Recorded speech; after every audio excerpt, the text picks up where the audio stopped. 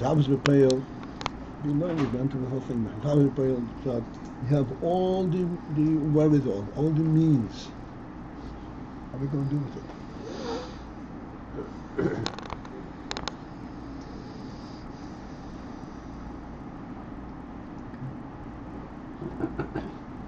That is from oil. Only oil can give you a purpose and a direction.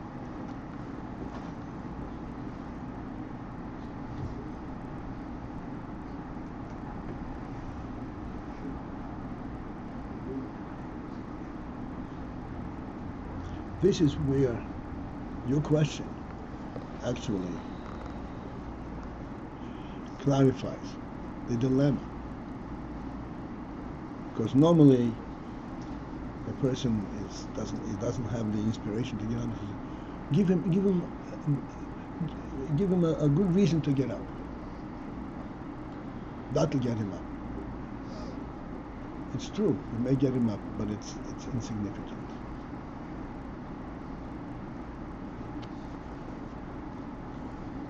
Because he's still essentially not really alive. So even if that reason does get him up, he's not really up in a true sense? Let me explain to you what I mean. If you eat because you're hungry, is that an inspiring activity? You're hungry.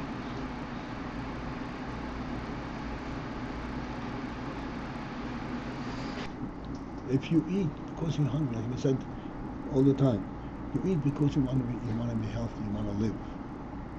If you eat just as a result of, as a reaction to the fact that you're hungry, something is missing.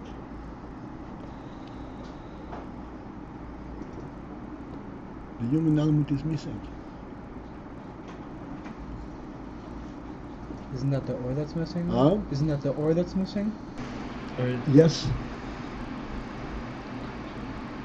You have all the push, all the beautiful thing, all the kalim element. Without the oil, it's a meaningless act. This is why we say the oil is Tammuz Paltiel.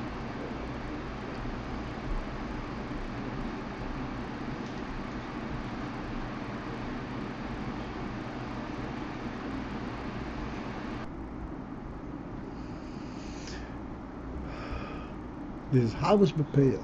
We have discussed it from every angle. Tammuz Paltiel really refers to something extremely subtle. Like we said, serve him the plate. You have the food and everything, just serve it to him. What's a big deal? Give him a specific place. What's a big deal? That's insignificant. That's his Tammuz Paltiel. That's the oil. That's the actual statement of the relationship, of the reality. Hunger, you can assuage a human hunger, you can assuage a dog's hunger. Apidin Torah, you're not allowed to keep your animals hungry either. You're supposed to feed your animal before you feed yourself. Did you know that?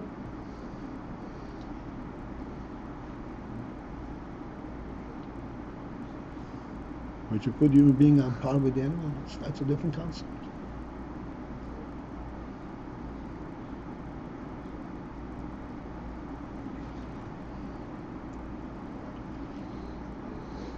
It's good that we ask this question because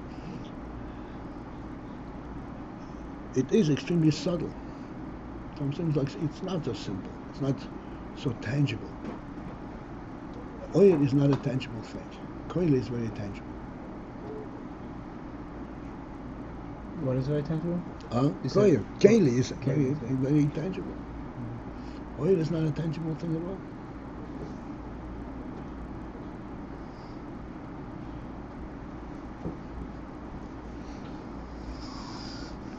And yet this is what enables the keli to function.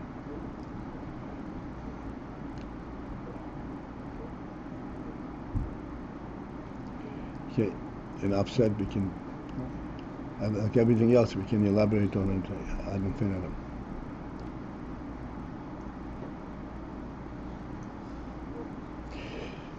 All right.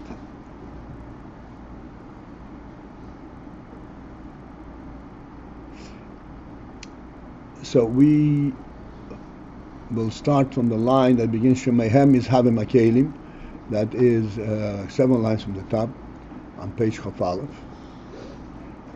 This is where we start. Doesn't mean that we didn't learn any further. We did, but we start at this point because that's where the beginning of this principle is discussed. So it brings down from the Eitz Chaim that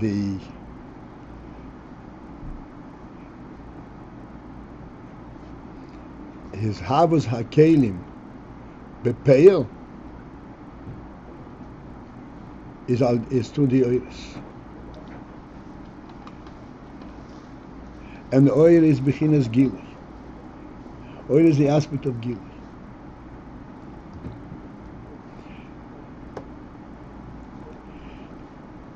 Let me explain for a moment this expression Bechinas Gili, which we already did, but again, these are things which need to be refreshed.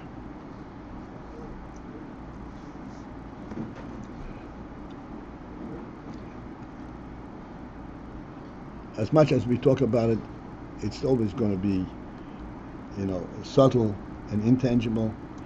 But every time you understand it, it has a tremendous, profound effect. Bechinas Gilui means, like I said the other day, what is the difference between sunlight, the light as Chassidus refers to sunlight, etzem behiri, and the energy of light that is a result of energy. Light is as a result of energy. Everybody knows how that works. That there's an energy that is created by the solar power, whatever it is. This energy hits an object, and then it reverberates back from the object. And when it reverberates back from the object, it hits your eye, and your eye is sensitive to that reverberation. And then your brain translates what has been reverberated, because when this energy hits an object, it depends. If it's a black object, the reverberation is one way. If it's a white object, the reverberation is a different way. It's in between, it'll be a different kind of reverberation, a different kind of intensity. And this is how we interpret colors. Okay?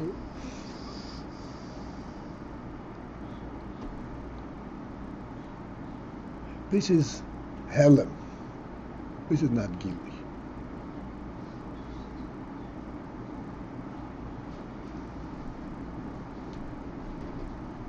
This is not Gili.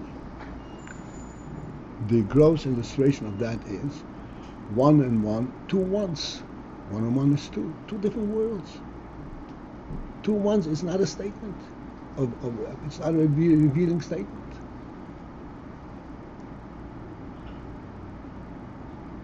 In blindfolded, you would say it's 2 ones. Touch this, and you say have 2. This is not 2 in the real sense of the word. 2 means that the 2 are correlated. It's not only they're 2 ones, 2 individual entities that don't relate to one another. That's a Helen. In light, it reveals to you the reality of it. It is 2 because it's real, not because they force themselves upon you to admit, yes, there is 2. It's your concept, it's your vision that says this is 2. That's what Gili. So we were saying the light of the sun, the daylight. Daylight does not show you object because it hits you. The light hits you back. Daylight simply removes darkness completely. It's impossible not to see, because it brings the light of the sun level. Well, the solar light, the level of light in the sun, as we said many times, light to the sun is like darkness to us. It's a fundamental reality. This is Gilui. You see what's there not because you discern it, but because whatever is there, you see.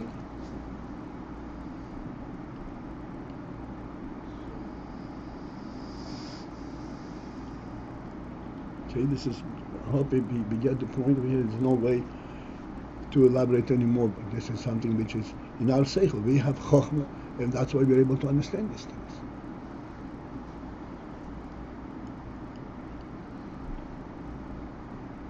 The whole concept of an etzem hiri, this is all in seichel hod.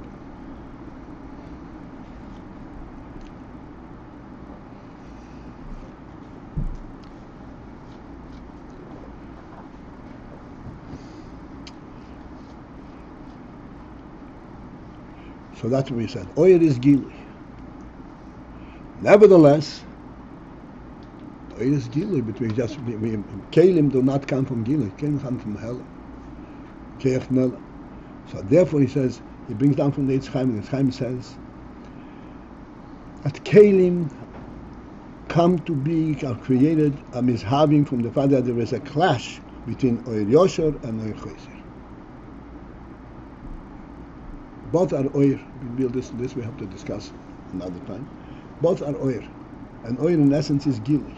But this is a clash. Is like a helam. A clash means like a helam. Something is contradicting one another. And the motion for this is two sichlim of two lomdim, two scholars have a different view on things, and they mispalpelim. Mispalpelim means that they are debating.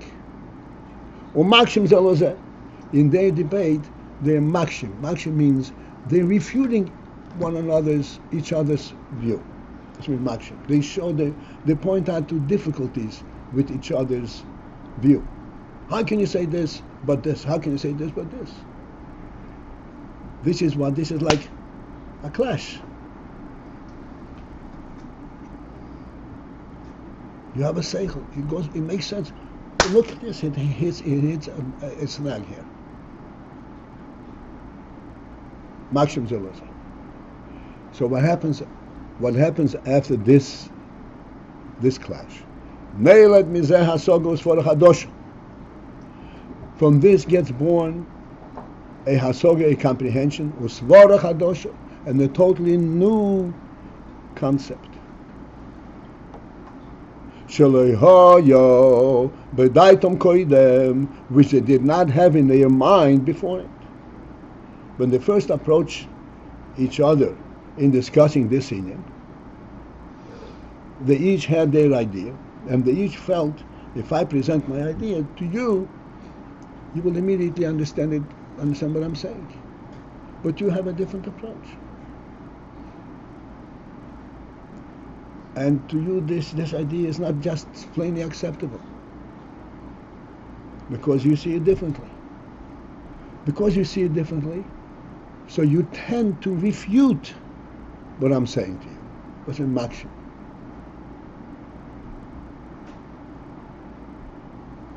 In other words, if I didn't care how you think, okay, you think this way, I'll think this way. No, let's part as friends. This is not the idea of scholars and discussion. They do want to interrelate. They do want to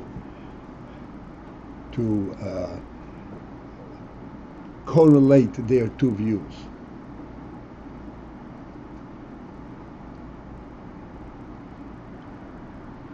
But then there's a clash. So how does correlation come about?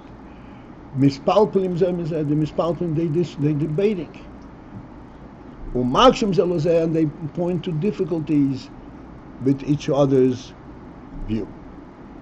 And from this is born actually the way it ultimately is resolved is not with the resources that they came with. The way it's resolved is because they are discovering a new svara.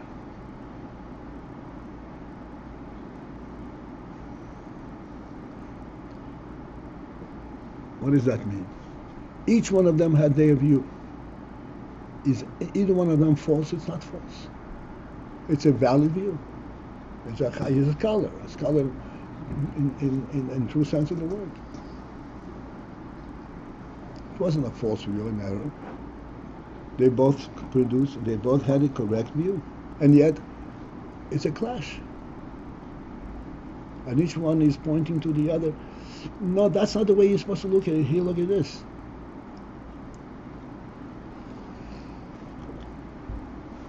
From this discussion, from this debate, and from all these difficulties that are being presented,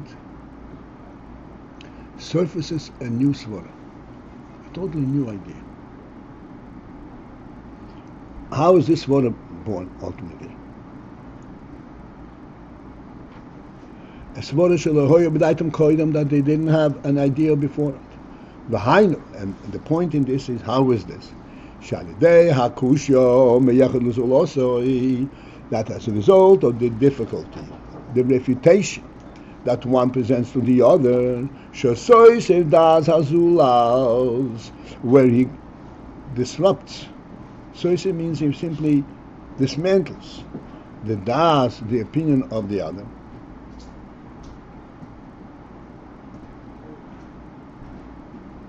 Arei hu moises svara chadosha.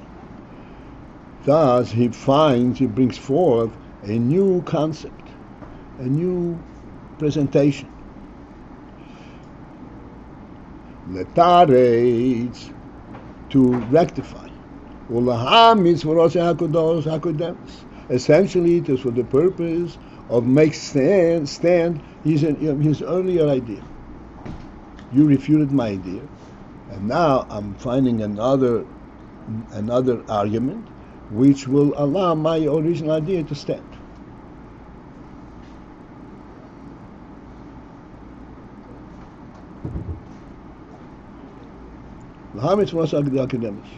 To allow the original svara to stand. In other words, when he comes up with a new svara, it doesn't mean that he replaces the old svara. He finds a svara that will give sustenance to the original svara against the onslaught of his debating partner.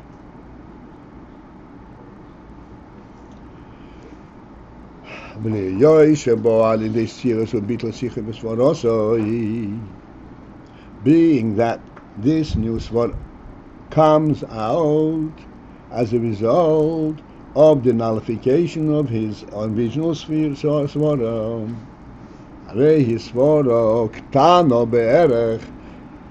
It is therefore a svara ktana, a small svara, a small concept, be'erech, relative,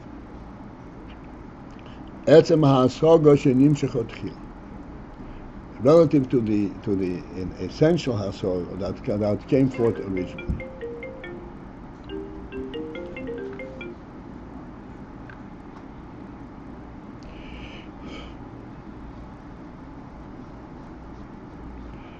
Why do we say that it's a svara ketana?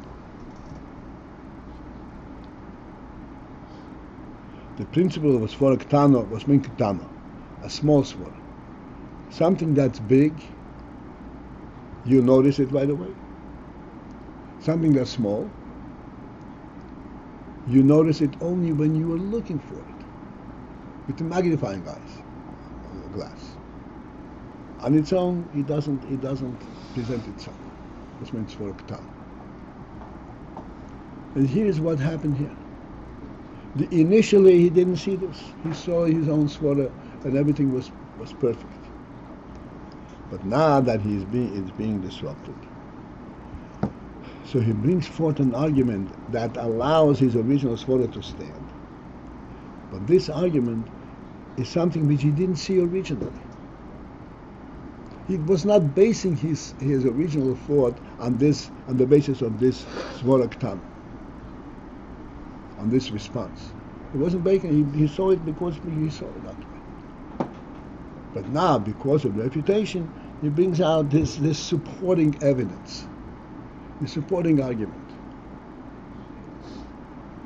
which we didn't see originally. This new thing is a svara, called a svara. The new svara is a svara katana. It's svara ktana. It's a supporting argument. It's not the initial argument. The original thing still stands. That's still what he's basing his whole thought. Yeah, the original, right, and the svara ktana is to allow the original svara to stand. It's like a detail. You're building a table.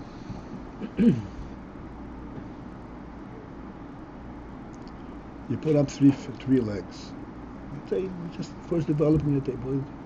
It's not standing. How do we make it stand? Oh, put up a fourth leg.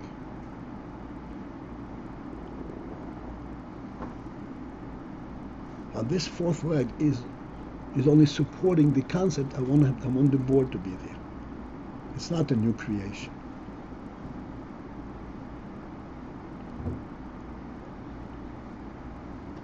I saw it didn't work, so put up a fourth leg. Push it up. The initial idea is I want to have a table, a board, upon which I can put stuff, which will stand on its own. That's the initial concept. I tried one way to make it stand, another way to make it stand. Finally, I found I make it stand. These are all small fries. So the kashas don't go to the heart of the Inyan. They The go to some kashas- kind of that's right. side thing. That's right. The kashas do not refute the show difficulty.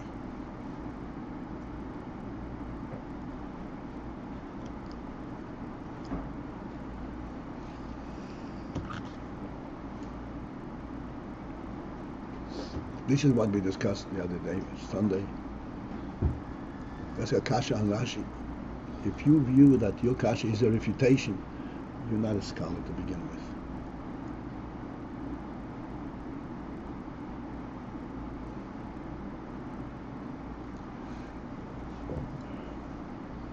Why do we say that it's called seiser? What? Why do we call it seiser? That it's seiser? If it's a side kasha, it's like. Well, he does it really says it. He doesn't allow it to go forward. He still searches. In other words, if the table is not going to stand on three legs, you don't have a table. You don't refute the initial concept, but it's not going to happen.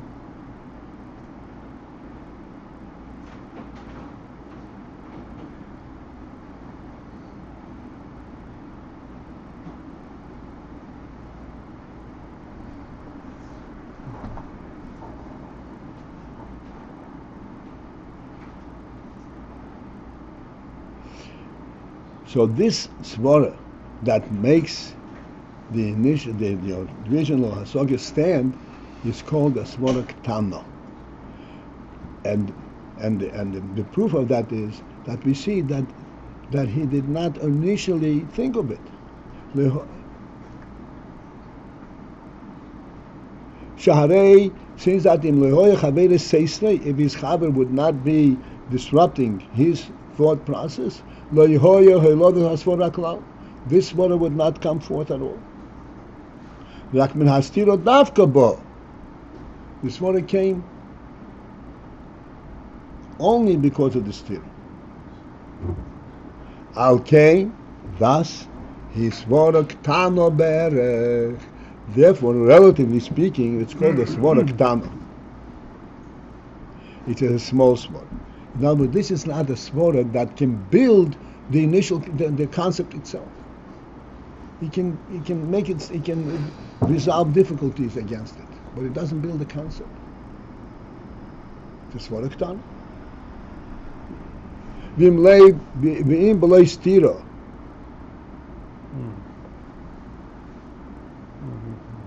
V'im, and if b'lei stira, if without this contradiction, hoyo bo lidei oid hasoga me hasoga hakodemus. If one comes to a new hasoga, to a new concept, from the original concept, without a disruption, a straight flow of the, it's called Oyer Yosef, from the original concept. This concept opened up a new view to me and showed me another concept. Then, Hoyse Gamkin Hasoga Gdoila. So then the secondary concept that developed as a result of the first concept is also Hasoga, just on par with the original Hasoga.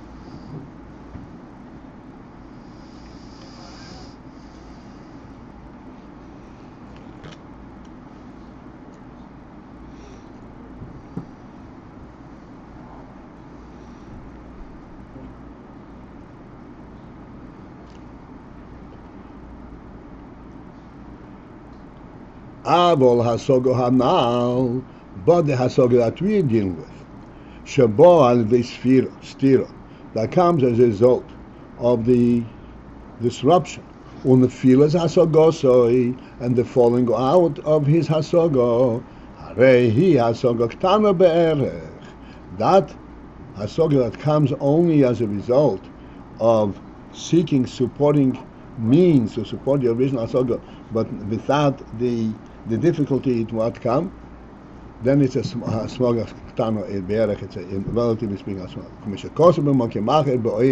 as is discussed at length elsewhere.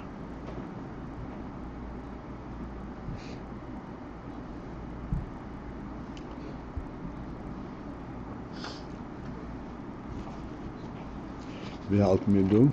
Is the Ayin that it's coming as a stira to the presentation that he's making? In other words, the stira comes as a result of that he's presenting it to the outside, and not touching the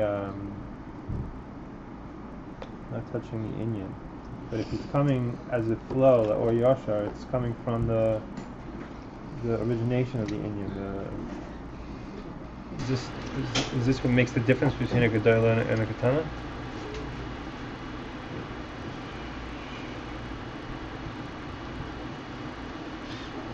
Well, you see, the difficulty, the point of presentation is like this. If he's presenting to someone who is not a scholar of equal caliber, then there are all kinds of difficulties. This is not difficulties on your svara. These are difficulties from different people. But if they're scholars of equal caliber, then it's not the presentation. Typically, two scholars, as the expression is, they speak in hints. They don't even make the full point.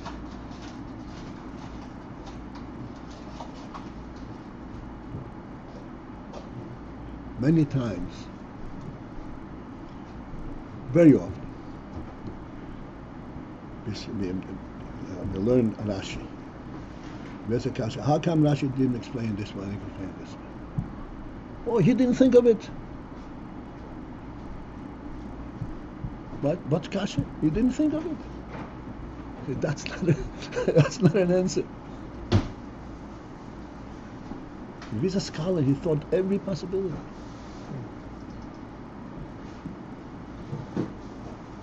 And he came up with this conclusion because this is what he decided to be the Pshat, what he wants to present. This is all over. This is Rashi, Tosfos, all the Rishim, all over.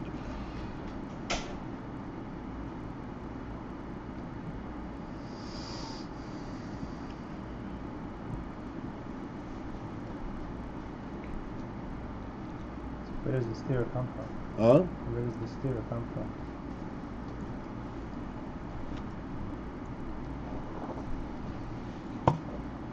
The stira comes from a different approach.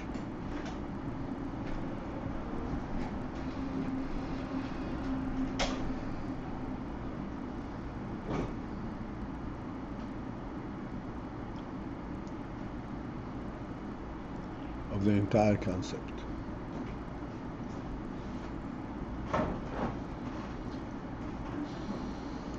like Chassidus says, Beis Shammai and Beis Hillel. Beis Shammai were rooted in Sfiras HaGvura, and Beis Hillel rooted in Sfiras HaChesed. Their arguments are emanating from a different viewpoint.